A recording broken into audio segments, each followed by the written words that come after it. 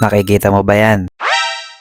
Yan lang naman ang residue ng shampoo na naipon ng matagal na panahon sa loob ng inyong dreadlocks.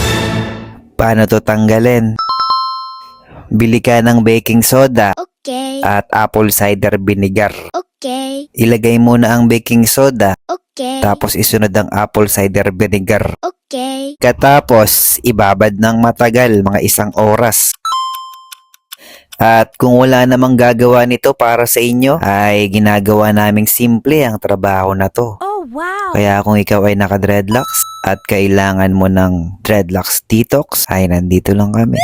Dreadman Barbershop Cubao, we home service nationwide. At pagkababad ng matagal, ito ang resulta. Normal lang po yan, no judgment tayo dyan mga kapatid. Inisa-isa natin yan para sure talaga tayo na baklas talaga lahat ng residue. Sobrang ganyan pagkatapos mga kapatid, at binaldawan din natin ng mabisa. Nakita nyo naman kalinaw ng tubig. At ayan, uuwi na si brother ng malinis ang dreadlocks. At kung isa ka sa interesadong ipa-detox ang iyong dreadlocks, ay kami ay hindi tumatanggap ng walk-in. Appointment lang po kami para talaga sure ba na serious ang magpapagawa sa amin. Mag-comment lang kayo or mag-PM kayo dito sa page namin. Maraming salamat.